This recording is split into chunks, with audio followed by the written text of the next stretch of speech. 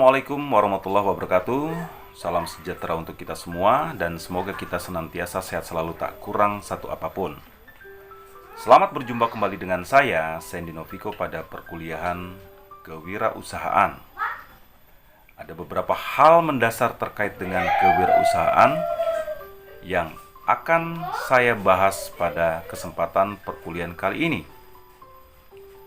Mulai dari apa yang dimaksud dengan kewirausahaan, apa yang melatar belakangi seseorang melakukan aktivitas kewirausahaan, bagaimana proses kewirausahaan, apa yang menjadi ciri dan sifat dari kewirausahaan, sampai yang terakhir, tahap-tahap kewirausahaan. Pada kesempatan awal, saya akan menjelaskan terlebih dahulu apa yang dimaksud dengan kewirausahaan. Secara etimologi atau ilmu tentang arti berdasarkan kata yang membentuknya, kewirausahaan berasal dari dua kata, yaitu wira dan usaha. Wira memiliki arti pejuang, pahlawan, manusia unggul yang dapat dijadikan teladan karena berbudi luhur, gagah berani, dan berwatak agung. Sementara usaha adalah segala aktivitas ataupun kegiatan yang berkaitan dengan amal, bekerja, dan berbuat sesuatu. Dengan demikian, secara etimologi dapat dijelaskan bahwa kewirausahaan adalah segala sesuatu yang berkaitan dengan pejuang ataupun pahlawan yang bekerja atau berbuat sesuatu. Lantas, bagaimana pendapat para pakar tentang kewirausahaan ini? Setidaknya pada kesempatan perkuliahan kali ini, saya mengutip 3 pendapat pakar, antara lain yang pertama, Richard Cantillon pada tahun 1775. Richard Cantillon menjelaskan bahwa kewirausahaan sebagai bekerja sendiri atau self-employment. Seorang wirausahawan membeli barang pada saat ini dengan harga tertentu dan kemudian akan menjualnya di masa yang akan datang dengan harga yang tidak menentu. Poin yang kita dapatkan pada penjelasan ini adalah bagaimana seorang wirausahawan harus memiliki keberanian mengambil risiko atas masa depan yang tidak pasti. Pendapat selanjutnya disampaikan oleh Penrose pada tahun 1963. Penrose menjelaskan, kegiatan kewirausahaan mencakup identifikasi peluang-peluang di dalam sistem ekonomi. Poin yang dapat kita kasih garis bawah adalah identifikasi peluang-peluang. Seorang wirausahawan harus memiliki kemampuan mengidentifikasi ataupun membaca peluang yang ada, baik saat ini maupun pada saat yang akan datang. Pendapat ketiga disampaikan oleh Peter Drucker. Peter Drucker menjelaskan bahwa kewirausahaan adalah kemampuan untuk menciptakan sesuatu yang baru dan berbeda. Kemampuan menciptakan sesuatu yang baru dan berbeda inilah yang kemudian menjadi kata kunci. Bagaimana aktivitas ataupun usaha yang dilakukan oleh seorang wirausahawan harus memiliki aspek kebaharuan. Harus berbeda dengan aktivitas yang sudah dilakukan oleh orang lain. Nah, pastinya ada inovasi di dalamnya. Dengan demikian, dari pendapat 3 pakar tersebut dapat disimpulkan bahwa kewirausahaan atau entrepreneurship adalah proses mengidentifikasi, mengembangkan, dan membawa visi ke dalam kehidupan. Visi tersebut bisa berupa ide inovatif, peluang, cara yang lebih baik dalam menjalankan sesuatu. Hasil akhir dari proses tersebut adalah terciptanya usaha baru yang dibentuk pada kondisi risiko atas masa depan yang tidak pasti.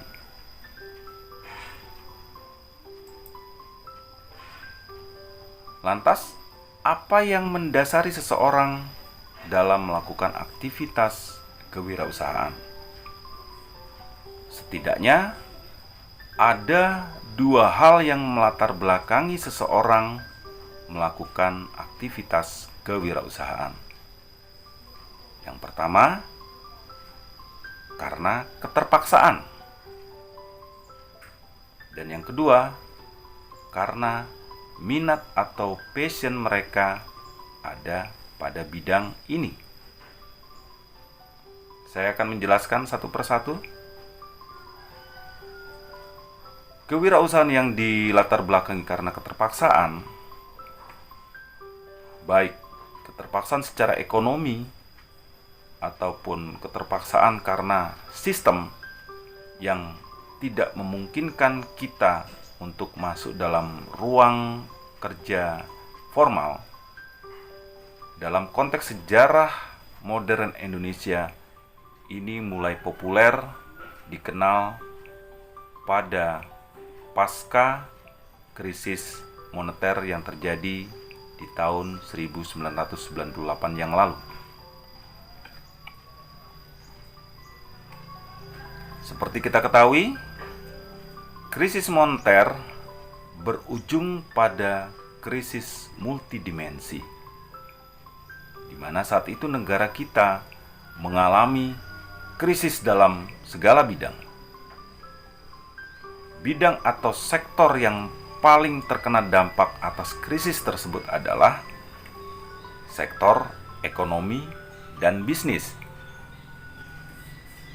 Kita ketahui saat itu nilai tukar dolar merosot demikian tajam, dari awalnya ada di kisaran angka 2000 sampai terakhir tembus di atas 16.000. Otomatis kondisi ini berdampak pada terpuruknya sistem perekonomian dan bisnis kita. Banyak perusahaan kolaps saat itu. Banyak perusahaan bangkrut saat itu. Banyak perusahaan gulung tikar saat itu.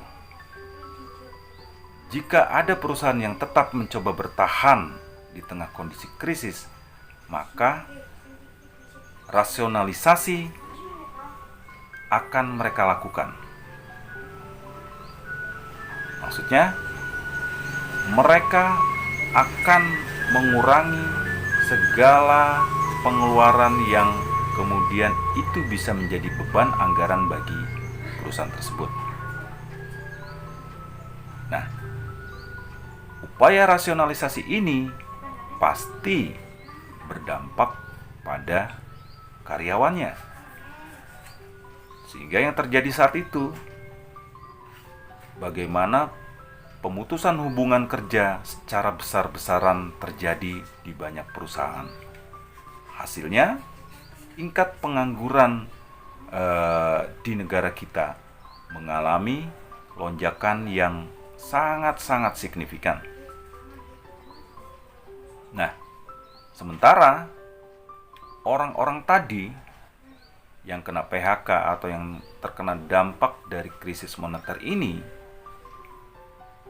harus dipaksa untuk berpikir bagaimana cara mereka bertahan hidup.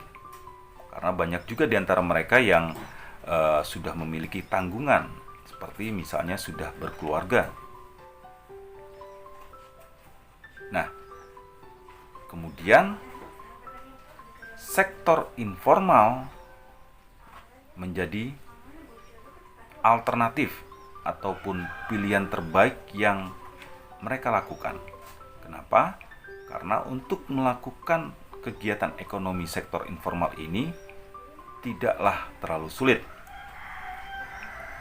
Mereka cukup mengumpulkan modal seadanya, kemudian memulai usaha berjualan. Itu salah satu contohnya.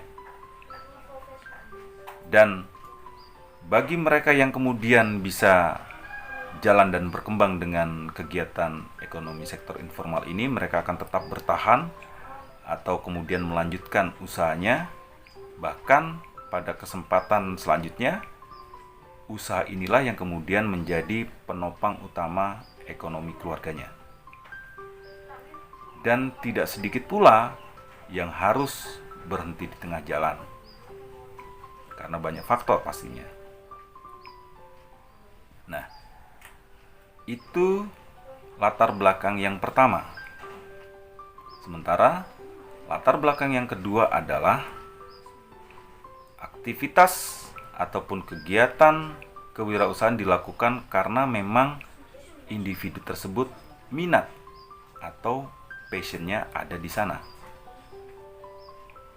Nah, orang-orang yang ada pada wilayah ini adalah orang-orang yang memiliki jiwa entrepreneur yang bagus atau memiliki jiwa entrepreneur yang kuat.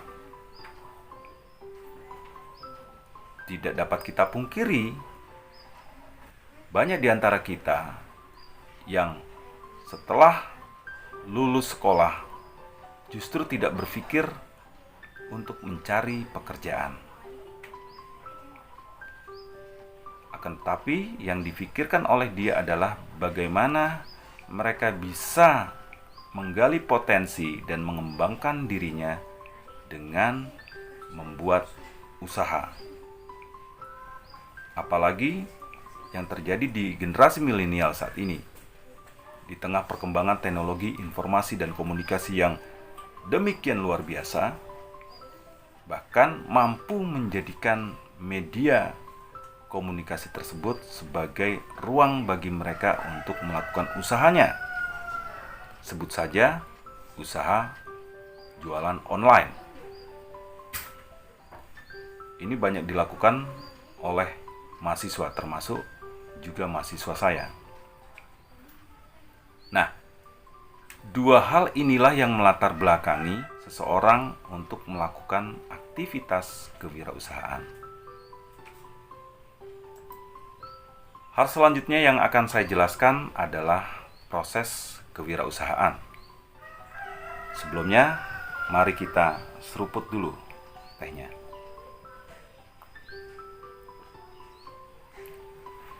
Baik,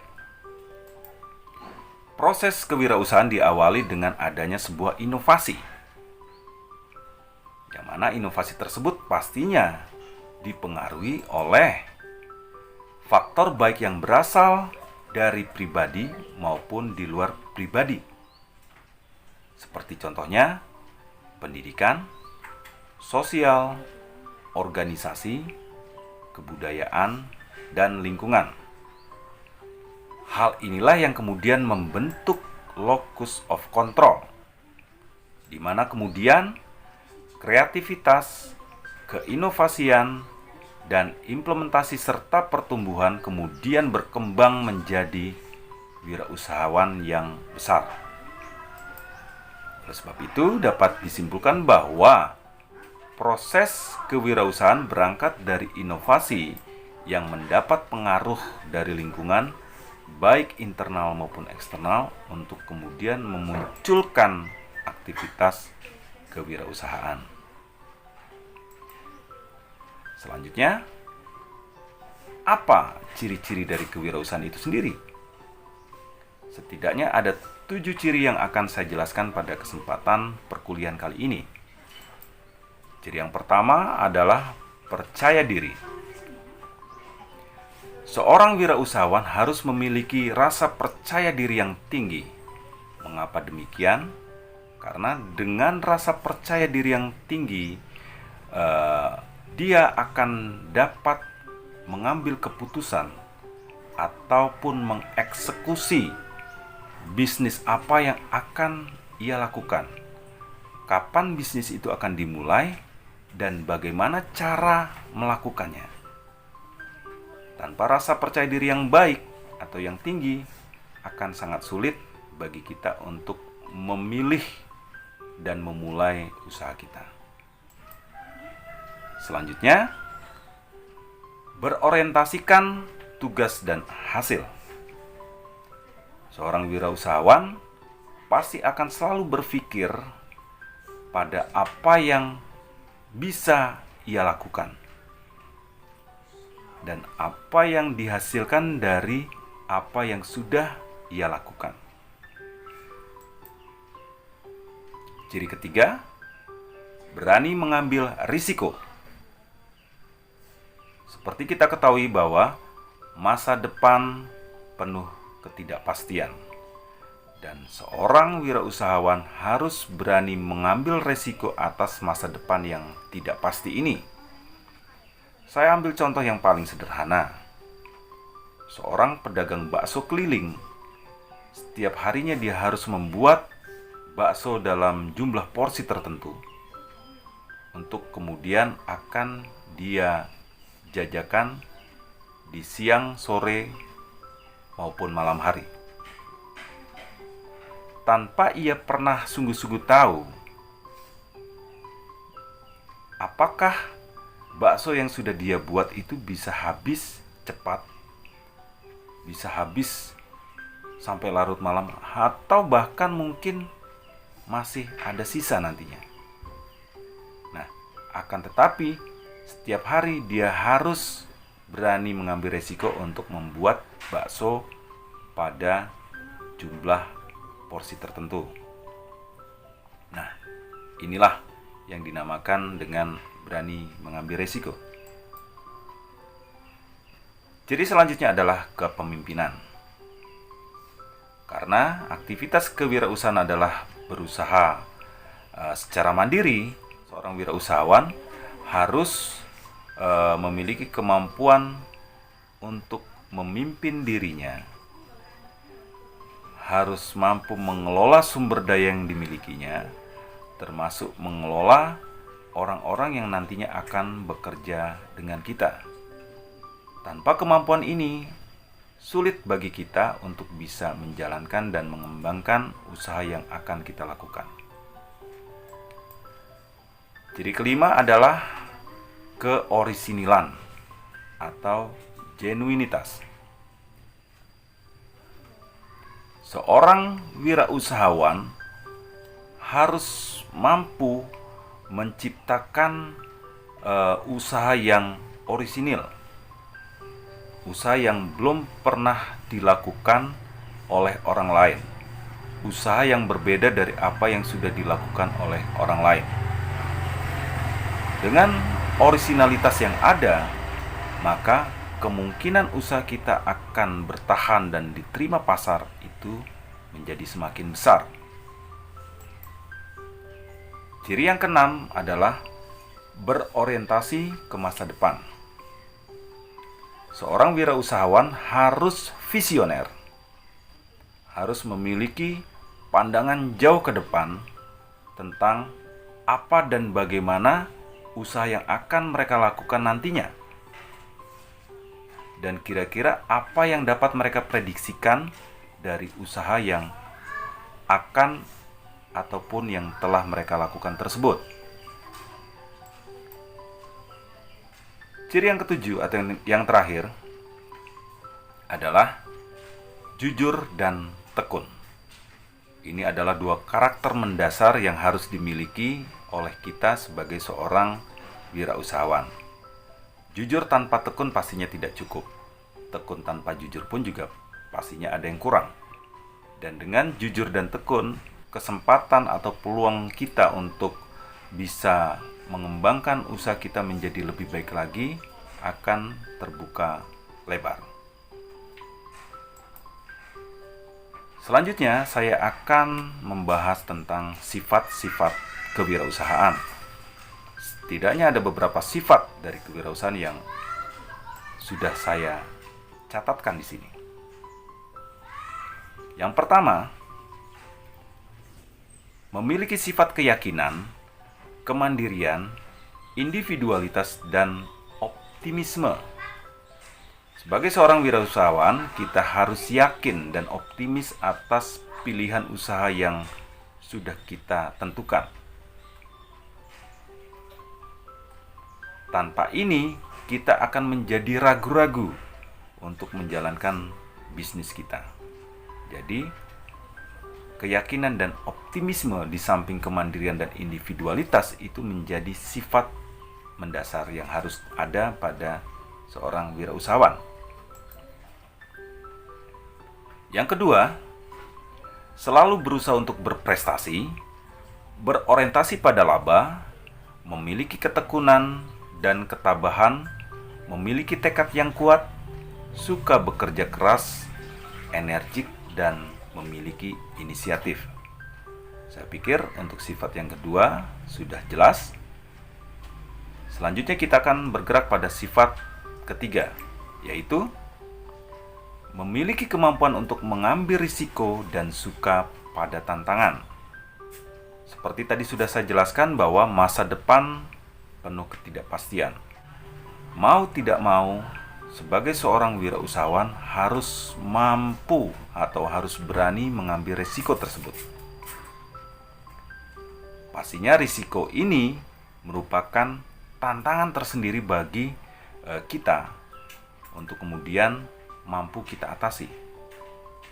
Nah, dua hal ini menjadi sifat yang harus dimiliki oleh seorang wirausahawan.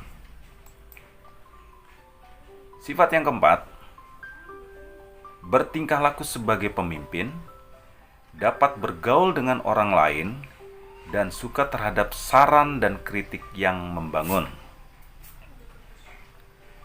Ya, karena aktivitas kewirausahaan adalah usaha yang dilakukan secara mandiri, maka kita harus mampu menjadi pemimpin bagi diri kita, bagi aset-aset yang kita miliki, termasuk orang-orang yang nantinya akan bekerja dengan kita. Dan seorang pemimpin yang baik adalah pemimpin yang mau mendengarkan saran ataupun kritikan yang masuk pada dirinya. Karena dengan saran dan kritik tersebut, itu sebagai bentuk perhatian dari orang lain atas kekurangan yang mungkin masih ada pada diri kita. Dan oleh sebab itu, mendengar saran dan kritik merupakan upaya bagi kita untuk memperbaiki usaha-usaha yang akan kita lakukan di kemudian hari. Dengan demikian, maka kesempatan untuk mengembangkan usaha kita atau memajukan usaha kita akan terbuka lebih lebar. Sifat kelima, memiliki inovasi dan kreativitas yang tinggi, fleksibel, serta bisa dan memiliki jaringan bisnis yang luas. Ya, karena tuntutan dari kewirausahaan ini adalah membuat sesuatu yang baru, maka mau tidak mau seorang wirausahawan harus inovatif, harus memiliki kreativitas yang tinggi untuk menjadikan usahanya itu berbeda dengan usaha yang sudah dilakukan oleh orang lain. Nah, seorang wirausahawan pun juga harus memiliki sifat yang fleksibel. Bagaimana dia bisa lentur terhadap perubahan-perubahan yang mungkin terjadi pada lingkungan di sekeliling usaha yang kita jalankan tersebut.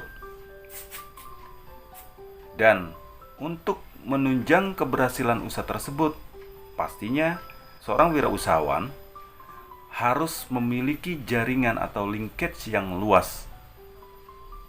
Nah, hal ini nanti akan bisa membantu usaha kita untuk bisa berkembang lebih pesat lagi. Sifat yang keenam, memiliki persepsi dan cara pandang yang berorientasi pada masa depan. Seperti tadi yang sudah saya katakan, bahwa seorang wirausahawan harus memiliki visi, harus visioner. Dan sifat yang ketujuh adalah memiliki keyakinan bahwa hidup itu sama dengan kerja keras. Karena tak ada sesuatu yang kita dapatkan dengan berleha-leha. Segala sesuatu bisa kita upayakan ketika ada kerja keras di dalamnya.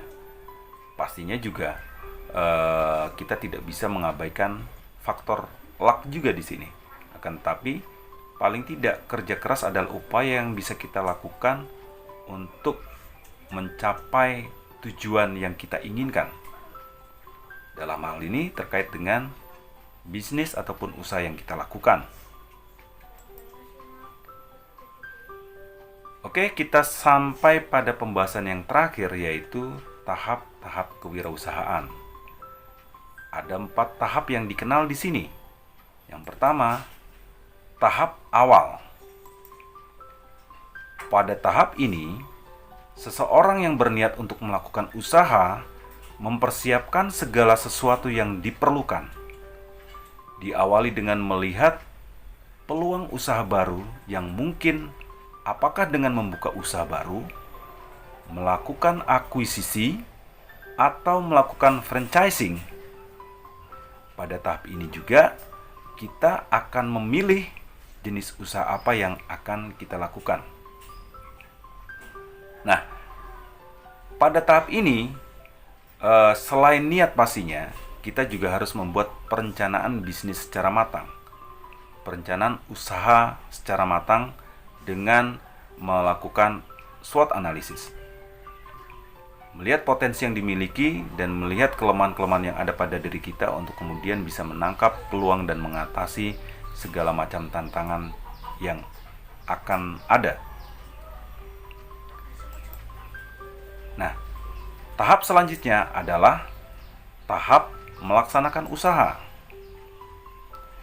Pada tahap ini, seorang wirausahawan mengelola berbagai aspek yang terkait dengan usahanya, mencakup aspek-aspek pembiayaan, sumber daya manusia, kepemilikan, organisasi, kepemimpinan yang meliputi bagaimana mengambil risiko dan mengambil keputusan, pemasaran, dan melakukan evaluasi. Jika tahap ini sudah dapat kita lalui, maka kita akan masuk pada tahap selanjutnya, yaitu tahap mempertahankan usaha. Mempertahankan usaha tidak lebih mudah daripada membangun usaha. Bahkan, banyak pendapat mengatakan bahwa mempertahankan jauh lebih sulit daripada membangun. Nah, pada tahap mempertahankan usaha ini, wirausahawan berdasarkan hasil yang telah dicapai tersebut melakukan analisis perkembangan yang telah dicapai. Nah, untuk apa? Untuk kemudian ditindaklanjuti sesuai dengan kondisi yang dihadapi. Nah, tahap yang terakhir adalah tahap mengembangkan usaha. Pada tahap ini, jika hasil yang diperoleh tergolong positif atau baik, atau mengalami perkembangan, atau dapat bertahan, maka memperluas usaha menjadi salah satu pilihan yang mungkin bisa kita lakukan. Nah, kemudian banyak fenomena para usahawan itu membuka cabang usahanya di kota-kota lain, atau melakukan akuisisi terhadap usaha orang lain yang mungkin agak kurang berjalan, atau banyak hal yang merupakan manifestasi daripada pengembangan usaha yang bisa dia lakukan.